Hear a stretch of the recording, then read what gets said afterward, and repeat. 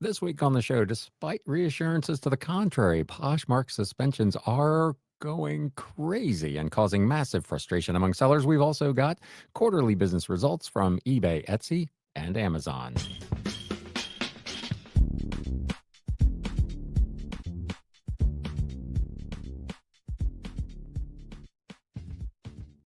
What is up, Galaxians? Welcome to episode number 295 of the Galaxy CDs, Rocks, and Flips Reseller Talk podcast.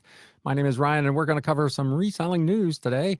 We've got quarterly business results reported last week from eBay, Etsy, and Amazon. It is good news, mediocre news, and not great news, not necessarily in that order.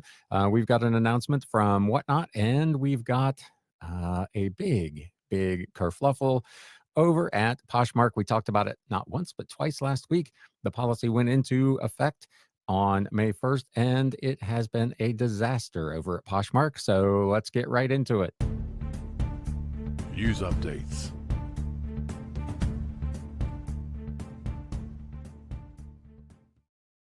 So, yeah, there will be timestamps in the show notes and the video description down below if you want to go to a particular segment so you can do that. So you don't have to listen to things that you're not interested in. But I think most sellers will be interested in this story over at Poshmark.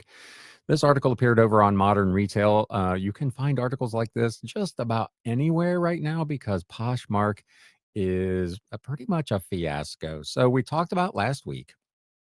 They had announced an excessive item removal policy change where they were threatening to suspend sellers who were excessively, which they did not define, delisting, removing, updating, editing, delisting and relisting, and so on. Midweek, they clarified that there were some things that you would be allowed to do. For instance, if you sold an item on another platform, that was something that was not supposed to cause any kind of a warning or suspension. In practice, as we will discuss in this article, that has not turned out to be the case. Again, this article is over on Modern Retail. These will be linked in the show notes and the video description down below.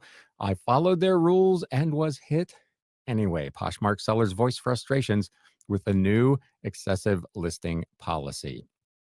On Thursday, Posh rolled out a new policy prohibiting what they called the excessive deleting and relisting of items. According to the site's legal terms, sellers are now barred from, quote, repeatedly removing and or relisting the same items within 60 days and carrying out mass listing removals, whether manually or through automation. Violating these rules results in a 6-day suspension, although Poshmark says that in severe cases, permanent account limitations may apply. That is essentially the policy that we covered in last week's primary episode that they then subsequently updated. Poshmark writes that its new policy is meant to help boost product discovery and prospective sales. When items are delisted and then relisted, they float to the top of Poshmark's search, and shoppers love discovering fresh inventory, not seeing the same items over and over, the platform said. But the new system has been wishy-washy and vague, some sellers told Modern Retail, leading to confusion about how the policy is being enforced. That's what I discussed on last week's episode, was that there was no clarity. I thought that that might be by design, because if they gave away the farm and told you exactly what you could get away with, a lot of sellers would just get away with that.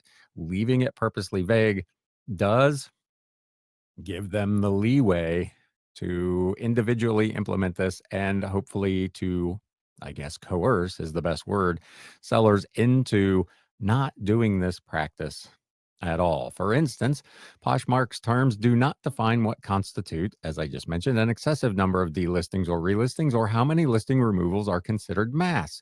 What's more, the Poshmark blog that I just mentioned from April 28th says if your item sells elsewhere or is out of stock, you can delete it from Poshmark. But here comes the kicker. Multiple sellers say they were suspended for deleting items they ended up selling on other channels like eBay or Depop. This was the big fear, that this policy, while maybe not aimed specifically at people who are cross-listing to multiple platforms, was going to have the impact of really having a big effect on sellers who do cross list, because you're the ones that are going to be doing the most, at least delisting. You're not necessarily, obviously, if the item sold elsewhere, you're not going to relist it, but you could have, if you're a high volume seller, a high volume lister on the platform, you might have 6, 8, 10, 15 a day that you need to remove that have sold on other sites. And again, not knowing what the threshold is, or the fact that there really is a threshold at all, really has the downstream effect of really impacting uh, big volume listers and sellers. It is not uncommon, the article continues, for Poshmark sellers to list the same item across various platforms, then wait to see which listing receives a bite first. This tactic is how many sellers grow their sales, especially again at large volumes. Now, these sellers are concerned that Poshmark's new guidelines will punish them for selling elsewhere. While some sellers welcome the change, saying it will cut down on bots clogging up the results, many agree they need more clarity on what the platform allows and doesn't allow. And again, even with that, if I'm a seller with 10 listings and I remove one a day that sold somewhere else, I'm probably not ever going to be up against a threshold. If I'm a seller with 70,000 listings and maybe removing dozens, if not hundreds a day, I'm in a completely other category, and having a fixed number that you're allowed to remove just isn't going to work for that size of a seller. One Poshmark seller who requested the use of her name, Katie, told Modern Retail she'd been suspended on Thursday for deleting 4 items she had sold on eBay. I certainly didn't delist a mass amount of listings during that time. I have an email out to them right now asking for clarification. Another seller wrote on Reddit that they followed the new policy and were, quote, hit anyway. The only things I delisted were items that sold elsewhere. So overall, nothing abnormal. I do find the vague rules a bit much. A seller who requested anonymity and has sold on Poshmark for 7 years told Modern Retail. How many delists of stale inventory constitutes excessive? They asked. There's plenty that can be improved on, like the clunky search and deleting dead profiles where scammers hijack and muck up the works. This just seems like a push to only sell on Poshmark. When contacted by Modern Retail for comment, a Poshmark spokesperson said, quote, sellers are allowed to delete items that are no longer available for sale. While we can't specify the exact number of removals, the policy is meant to only impact users who are removing listings excessively. Again, the lack of a definition there makes it very difficult to know, A, what you should do as a seller, and B, what Poshmark's actual intention is. I guess my gut feeling is, for this to be fair, that number needs to be based on a percentage of a seller's active listings. If it's just a flat number, if it's 5, 10, 2, 100, whatever the number is, that impacts different sellers differently. Someone who's selling a large volume, or at least listing a large volume of items, whether they be high or low profit, is irrelevant. It's a case of a matter of listings. uh, Basing it on a flat number is going to adversely affect, obviously, the bigger seller. When asked what constitutes mass listing removal, the spokesperson said this refers to a large number of a seller's listings being deleted or marked available for sale within a short period of time. Again, no definition of what that short period of time is. If I go in and, as is the case for me, I delete items as they sell. So I'm not on Poshmark, to be fully transparent. I have listings on eBay, Mercari, and Etsy. I sell an item on Etsy. I get a notification. I immediately go in to eBay and Mercari and delete that single listing. And I may do that 2, 3, 5, 10 times a day, but mine are spread out over whatever it ends up being, the 10, 12, 16 hours that I happen to be awake that day. So I'm not doing a big group of them all at once. Other sellers might wait. They might accumulate all of those and do one mass bulk delist at the end of the day or first thing in the morning when they're processing orders. That person is obviously a lot more likely to get caught out in this quote unquote short period of time situation.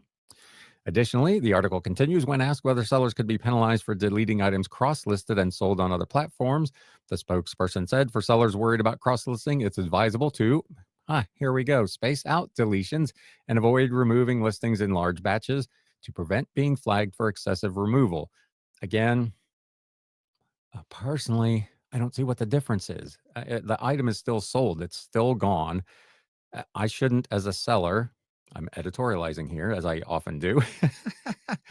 I shouldn't have to completely rearrange my workflow to avoid being flagged for something that I'm clearly being told by the platform that I'm allowed to do. I'm allowed to cross post. I'm allowed to delete listings that have sold. Why do I have to change my workflow because your bots, your algorithm thinks I'm doing something nefarious? This is a bad situation. There's no other way to cut it. They added, we understand refreshing listings has long been a key seller strategy, and it is still encouraged. Sellers may frequently update a listing with small tweaks to make it more attractive, such as by editing the photo or changing the product description, which is something we also talked about here last week. John Anthony, one half of the Poshmark power sellers, the Posh Kings, who have more than 61,000 active listings on Poshmark, told Modern Retail that before the new rules rolled out, there was a very unfair playing field between sellers.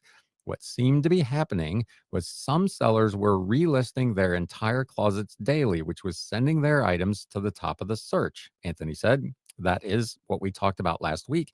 It is what I also mentioned is a situation at eBay where I have no doubts whatsoever that eBay is watching this very, very carefully, because that is something that drastically impacts listings showing up on eBay as well. So this is a workaround, a hack, if you will, that it appears these sites are in the mood to crack down on. The average seller got lost in the shuffle. He continued, also, buyers were finding that items they liked were no longer able to be found because they had been deleted. So, again, if you're deleting and relisting, apparently that item is treated as brand new. It must be getting a new item number. It is in a new file, if you will, on their servers. And it's made it difficult for a buyer. I click an item that I like it because I don't have the money to buy it right now. I want to come back next week. And in the meantime, you've delisted it and relisted it, and now it's not there for me to buy. So there is some indication that this would actually hurt your own business as well. Anthony continued that he and his fellow Posh King, Brad Schwibner, have not experienced any issues under the new system, but he said, we have heard from some sellers that the system thus far seems hypersensitive. The sensitivity may need to be adjusted. I have had sellers over the intervening week reach out to me that as little as one edit or change or deletion caused them to receive a warning email from Poshmark. So hypersensitive seems to be the operative word here. Some sellers, they wish they'd had more notice before being suspended. Brittany, a Poshmark seller since 2015 who requested the use of her first name, only uses Vendoo, a cross-listing software, to post her items on Poshmark. Vendoo doesn't automatically auto-share listings, so she tends to relist items to refresh them in lieu of auto-sharing. This obviously is going to be a flag. They've made it very clear in the policy that they don't want you doing this until an item has been on the platform for a minimum of 60 days. If Brittany here is doing this weekly, daily, monthly, whatever. If she's doing it more than once every 60 days on these items, she is obviously going to fall afoul of this policy. On Thursday, she said she received an email from Poshmark warning her that she could be suspended for excessive listing removal. After exactly 1 minute, she said she was fully suspended. I do think that the warning time was not appropriate. She told Modern Retail it was clearly just an automated message that was then followed by a suspension. My assumption is, and this article may cover it a little later on, is, again, this is an automated process. A warning goes out that says you may be in violation of this thing. If you continue to do this, it's going to be a problem. If you have this set up through Vendoo or another service to be automated and it continues to do it, you're going to get suspended probably pretty quickly. A minute seems quite excessive. But when the message goes out and boom, the system sees a bunch more of these, it's just automatically flagging them and suspending these people. Brittany contacted Poshmark to appeal the suspension, and they did grant it, she says, which she's thankful for. But she added, overall, these kinds of policy changes are abrupt and destabilizing for my business. To be fair, I've said it before. This is their sandbox. We do have to play by their rules to some extent, but there needs to be some accommodation from both sides in an issue that is this broad, where you're suspending and or removing people's ability to list, sell, delist, move items around on your platform. Katie, who had sold on Poshmark for around 6 years, but full time for 4, told Modern Retail that she was suspended for deleting items not long after receiving a warning from Poshmark. I think the time from my warning to suspension was under an hour, she said. When asked how long this warning period typically lasts, a Poshmark spokesperson told Modern Retail sellers at risk of violating the excessive listing removal policy are sent warnings by email and within the app. If the seller continues to delete in excess after receiving a warning, they are penalized by receiving suspended listing privileges for a minimum of 6 days. They can still make sales and otherwise engage in the platform as usual. The problem, of course, being that most of these sites, the algorithms are triggered by your activity. And if you can't list for 6 days, your sales will probably drop. Not all sellers are upset about the new policy. One seller wrote on Reddit, when I'm shopping for a certain brand and the same lady keeps relisting the same wildly overpriced items, I'm over it. I'm glad they're finally doing something. Another seller wrote, same. Tired of bots pushing garbage to the top. This was the thing, again, with the people that are doing this with their whole closets on a daily basis.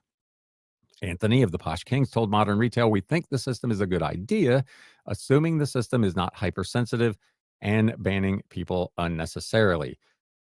For many sellers, though, the excessive listing removal policy marks another frustrating switch in Poshmark's seller rules. The new policy comes 6 months after Poshmark cut fees for sellers but increased them for buyers. Poshmark had hoped the move, in line with policies at other peer-to-peer resale sites, would help the platform stay competitive. However, as you may recall, because we covered it in depth on this show, the backlash was swift. Sellers worried they were placing a burden on shoppers by asking them to pay a 5.99% buyer protection fee on top of the new additional fees that could run as high as $3. Many sellers told Modern Retail their sales suffered under the new policy.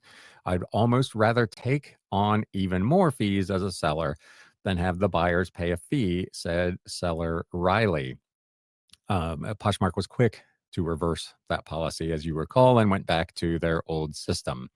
Poshmark has told Modern Retail that it's open for seller feedback on its new excessive listing removal policy. We understand that with any new policy rather, there may be questions or concerns and learnings on our side as well. The spokesperson said, if sellers believe a decision was made in error, we encourage them to reach out to support at Poshmark.com. Our team is committed to reviewing each inquiry thoughtfully and fairly. So let me know in the comments.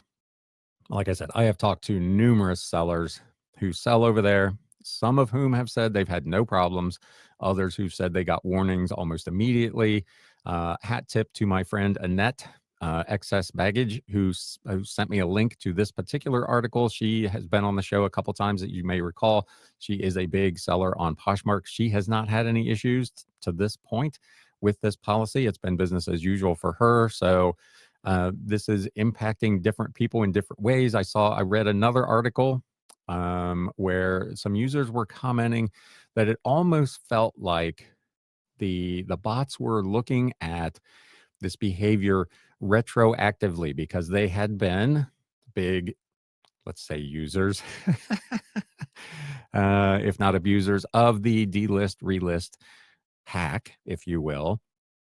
And with the introduction of this policy, they scaled back how much of that they were doing, and yet they still got warnings. So it was almost as though the bots were looking back in time and saying, this person has been an abuser of this policy for some time in the past, and that behavior is still continuing, and warnings went out to those folks right away. I don't have any evidence of that other than the anecdotal of people commenting on that. But let me know in the comments down below if you're watching on YouTube or you are listening over on Spotify. Have you been caught up on this? Did you get a warning? Have you been suspended? Have you had any issues, or is it business as usual? Let me know what you think of this policy. It is obviously it is the big news in the world of resale right now. This is uh, a big black eye again for Poshmark at a time where these types of sites should be in a position to capitalize to some extent on what's going on in the wider economy with, sites like Shine and Temu potentially having to make big changes to their business models in terms of either their pricing or where they're distributing goods from. Secondhand fashion is potentially a great opportunity, and this is not going to help Poshmark, in my opinion, capitalize on that. Moving on, let's get into Q1 results. eBay, Etsy, and Amazon all posted results for their first quarter. And it was kind of a mixed bag, as it has been for the last few. eBay Q1 2025 earnings and an executive shakeup as their gross merchandise volume, active buyers, and innovation continue to fall flat. eBay released their results announcing executive changes as well, and gross merchandise volume, active buyers, and technical innovation continue to have issues. Important stats from the press release: revenue was $2.6 billion, which was up 1% on an as reported basis. Gross merchandise volume, GMV, of $18.8 billion, also up just 1%. And despite really pretty mediocre results, they managed to return $759 million to stockholders in Q1, including $625 million, again, of share repurchases and $134 million in dividends. The other big news: Chief Financial Officer Steve Priest and Chief Product Officer Eddie Garcia will both be stepping down from the company on May 11th. Ex-PayPal Executive Vice President Global Sales Peggy Alford will be taking over the CFO role, and the CPO function will be consolidated and split between Jordan Sweetnam, who will be taking on a new role as SVP Chief Commercial Officer, and Mazen Rashwada, if I said that correctly, who will keep his current title Chief Technology Officer, but will take on additional engineering responsibilities. Putting this article is over on Value Added Resource. Again, links in the show notes and the video description down below. Putting even more control and responsibility on Rawishta's plate is, Liz points out, an interesting choice, especially since in 9 years at the company, he has failed to fix the day-to-day technical functions of the site, which still experiences all too frequent business-impacting technical glitches 6+ years after Elliott Management famously cited those problems as one of the reasons they launched an activist campaign calling for changes at the company in 2019. It's something that we have talked about on this show at least once a month, if not more frequently. Day-to-day basic functionality not working, and the person who is supposedly in charge of that now has even more to do. Total active buyers reported over on eBay at 134 million, which represents minor year-over-year growth of, again, 1%, and was flat compared to last quarter. That, to me, though, if it was flat compared to Q4, that's a win, because Q4 obviously is when most people are shopping for the holidays, and if they were able to sustain that level of active buyers from what is arguably the busiest quarter of the year to what is arguably the slowest quarter of the year, I would feel like eBay probably feels pretty good about that. It's also important to note that despite the minor year-over-year growth, this is now the 12th consecutive quarter where eBay has had less active buyers than in Q1 of 2018. So that's not all good news. eBay did not disclose, as they normally don't, the number of active sellers on the site. They talked a lot about various things to try to grow their GMV, and most of the positive growth, again, came from promoted listing ads. To the surprise of absolutely nobody, ads continue to be where eBay pins their revenue hopes with first-party ads, which are all of the various seller paid promoted listings. So general, priority, offsite, promoted stores, and so on. Ad products including cost per sale, cost per click, store display ads, and offsite ads contributing $418 million in revenue in Q1. That represents a 14% year-over-year growth, but notably is down from the $434 million in Q4, which Liz says could indicate that changes eBay made to ratchet up minimum rates for promoted listings, general dynamic ads, and priority cost per click ads have slowed adoption rates and caused sellers to pull back on advertising as it continues to eat further into their profit margins. that I'm sure is part of it. Again, I would note that many sellers probably tried the program during Q4 because, again, it is the busiest time of the year. So let's double down, let's run ads, let's run promotions during Q4 to see what we get. And then come Q1, we'll back that off. So again, I'm not particularly surprised that that number is down from Q4. And again, I would assume that eBay is quite pleased with 14% year over year growth. So kind of a mixed bag at eBay. Flat, flat, flat, flat. A consistent story going back 12 consecutive quarters. uh, but it's not declining. Buyers seem to be consistent. Sellers, again, they don't disclose, but all in, I would imagine eBay is feeling pretty good about their position coming out of Q1. Etsy, however, not so much. Etsy gross merchandise sales and active buyer losses continue with their Q1 2025 earnings report. Etsy's gross merchandise sales and active buyers continue to decline. Important stats from their press release. Consolidated GMS, which included Depop and Reverb, which we talked about last week, they are in the process of selling Reverb, was $2.8 billion, down 6.5% year over year. So that is a pretty big bite. The Etsy marketplace itself, gross merchandise sales 2.3 billion, which was down even more, 8.9% year over year. Active buyers down 3.4% to 88.5 million. They claim they reactivated 6.5 million buyers, which was up 2.1% from the prior year, and that they acquired 4.8 million new buyers. So there you've got 11 million new and or formerly inactive buyers that decided to participate on the platform in the quarter, which by itself should be a good number, but the overall buyer decrease is 3.4%. So despite adding all of those new and formerly inactive buyers, their buyer numbers actually dropped anyway. So that is probably not great news over there. GMS per active buyer on a trailing 12-month basis for the Etsy marketplace declined 3.5% year over year to $120.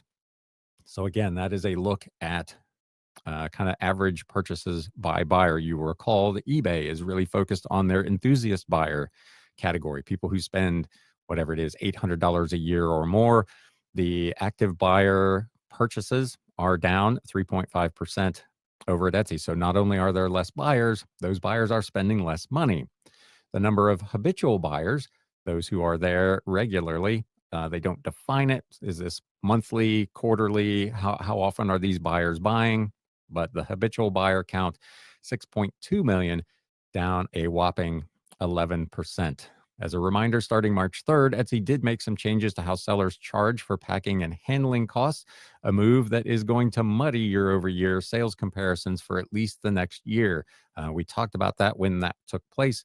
There was some controversy about how that was going to work out, and that is going to impact gross merchandise sales reporting on Etsy coming up.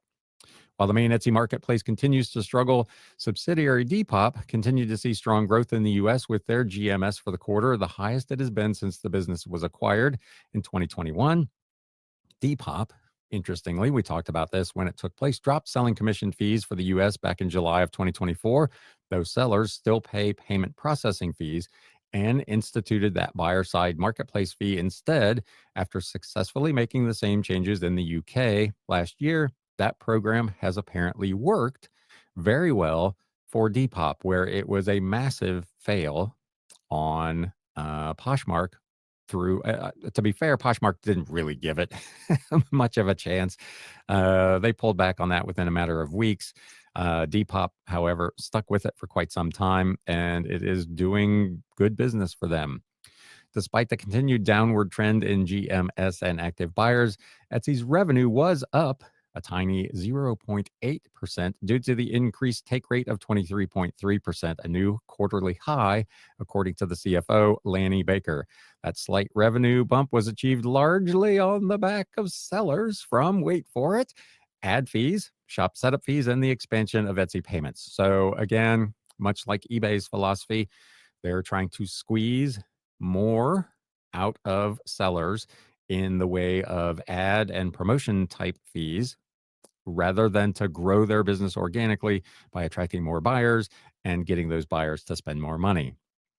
Consolidated revenue, 651.2 million, again up 0.8% versus last year, with a take rate of 23.3 on a positive revenue. Our positive revenue growth was driven primarily by significant growth in on-site advertising revenue for both Etsy and Depop, a full quarter impact of the seller setup fee, and continued benefit from payments expansion. And that is them doing more and more of the payment processing to capture that percentage as well. So again, growing their business without actually growing their business, but by capitalizing on existing sellers and taking more money from them. Speaking of ads, the article concludes, one interesting tidbit from the press release is that Etsy is now offering a checkout on merchant for YouTube ads, enabling users to directly add Etsy products to their cart from ads shown on YouTube. So that is really interesting.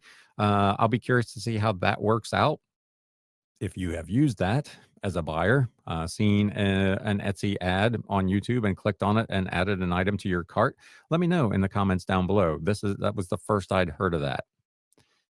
Amazon continues to just crush it. Amazon grows North American sales 8% in the first quarter. It will be interesting to see as we move forward and the tariff situation begins to fully impact things. I think we're going to talk about that in an article here in just a moment. But there's a lot of goods on Amazon that are going to be impacted pretty significantly by the tariffs. But at least in the meantime, they're growing like crazy. Amazon grew sales 9% year over year in the first quarter of 2025, or 10% excluding changes in foreign exchange. The North American segment sales increased 8%. International segments were up 5%. AWS, Amazon Web Services segment sales increased again by a massive amount, 17% year over year. Amazon saw worldwide paid units grow 8% in the first quarter, and third-party sellers again accounted for 61% of worldwide paid units, excluding Whole Foods. Net income increased to 17.1 billion in the first quarter, compared with 10.4 billion in the first quarter last year. That is a huge, huge increase. So Amazon has so far at least continued to crush it, but there are some warning signs on the horizon. As this article over on e-commerce Bytes points out, Amazon sellers are said to be skipping the Prime Day promos over tariffs. An Amazon spokesperson told Reuters that it is having a strong response from selling partners to Prime Day 2025, but the Reuters reporters, who spoke to 4 merchants and 6 consultants who collectively advise hundreds of Amazon sellers, said merchants are pulling back from Prime Day for the first time this year due to the impact tariffs are having on their profit margins. One merchant told Reuters he's holding back merchandise he imported before tariffs took effect on April 9th to sell later at full price. The China tariffs, they said, which stand at 145%, will more than double his cost of goods sold on newly imported merchandise, making it unaffordable, he said, according to the article. It isn't known how many or what percentage of sellers this applies to, but CNBC reported on Friday that sellers are raising prices in response to tariffs, so it follows that some sellers would not want to participate in a major sales event where discounts are required. CNBC reported about 25% of the price increases in recent weeks have come from sellers based in China, according to Smart Scout data. And it said many US-based sellers are now looking for new suppliers in countries like Vietnam, Mexico, and India. Amazon has not yet announced the date of Prime Day 2025, but it's usually in mid-July. But it did announce that the sale will be a 4-day sale this year instead of just 2. If you are an Amazon seller, let me know in the comments down below. Has the tariff situation caused you to rethink participating in Prime Day? Last bit of news for the week. Whatnot is gearing up for a virtual Comic-Con, with Whatnotcon slated for May 15th through the 18th. Whatnotcon, that's easy to say, is back as the live shopping platform. Whatnot transforms into a digital Comic-Con with 4 days of shows, limited edition products, and headlining creators across comics, toys, coins, TCG, and more from May 15th through the 18th. Whatnotcon includes platform-wide promotions and a lineup featuring Rob Liefeld, Gary V, Tyler Kirkham, Image Comics, Brody King, Tolarian Community College, Top Pops, Solid Brick Studios, and more, with 25 exclusive product drops from variant comics and enamel pins to collectible figures. But it's not just about the big names. They say sellers across the platform can sign up to participate, with Whatnot providing tips, tricks, and official branded assets for use on social media and beyond. If you are a seller on Whatnot, eligible categories include comics and anime, toys, including Funko, Lego, diecast, Disney, action figures, designer dolls, plush, etc. Coins and money, interestingly, media, video games, books, and movies, and trading card games. Signing up is easy. Just schedule your shows in the Whatnot app, tag them with the Whatnotcon 25 tag, and go live between the 15th and the 18th of May. So if you are a seller in any of those categories and you want to participate, there you go. Whatnot did send out a message. I got it last week about participating in this. So they are communicating to sellers that this is an option. The annual event comes as Whatnot has experienced a massive surge in growth, surpassing $3 billion in gross merchandise volume last year and raising $265 million in Series E funding at a $5 billion valuation to fuel their ongoing mission to build the future of shopping. Those are things that we talked about on this show back when they first took place. In a recent interview with Anne Gahan at The Information, which that article is linked here, but it is behind a paywall, VP of Categories and Expansion, Armand Wilson, says he believes 2025 will be the year of live shopping, revealing, and here's some really interesting stats, users now spend an average of 80 minutes a day on the app, and that more people have signed up for Whatnot so far this year than they had total sign up last year. So in just not even 4 months, probably when that article was written, they've signed up more new users than they signed up all of 2024 when they had a record year. Just remarkable, the growth over at Whatnot. Individual sellers like myself, for instance, are having mixed experience as sellers, but there's no denying that Whatnot is just growing like crazy and is definitely something that you should have on your radar if you are a seller. They posted over on X, and Gahan did, Whatnot is quietly building one of the most engaging new social platforms. Users now spend an average of 80 minutes a day on the app, which is more than they spend on Instagram. That's pretty impressive engagement, more than the 48 minutes a day on that Instagram users spend on that app on average early this year, though less than the 108 minutes a day spent on TikTok. On top of that, more people have signed up again this year so far than last year. So, wow, that is amazing, amazing growth and huge, huge news for Whatnot. Let me know in the comments down below. Are you going to participate in Whatnotcon? Are you selling on Whatnot, and do stats like that inspire you to maybe consider selling over on Whatnot? I continue to do so. I talked about in my Saturday recap over on Instagram, I am in the process of acquiring. I've picked up over 1,000 books already. I've probably got another 1,000 plus that I'm going to pick up in the coming week. And part of that buying decision was driven by the fact that having Whatnot as an option has opened up more opportunity for me to source things that I might not have sourced previously, or might not have sourced, at least in the numbers at which I am in the process of picking them up. Let me know what your thoughts are. No What's Old recap. Just did one on Wednesday. I've got a handful of things, but I'm going to hold them for probably next week's full episode. Just a reminder, there will be no live this particular Wednesday because I will be out doing one of those sourcing trips. So I'm unavailable on Wednesday. I do have 2 Whatnot shows this week, Tuesday and Thursday, both at 11 a.m. Eastern. Tuesday is ancient history, and Thursday is a massive cookbook sale. As always, if you got something out of this episode today, please do me a favor, hit that thumbs up button. If you're watching on YouTube, please feel free to share this with any other sellers that you think might get some value out of it. Would love to have more people on board here. As always, I want to thank you for spending a bit of your day here with me. I always appreciate it. I always appreciate the comments. And until next time, my friends, it's time to sell. Thanks, guys.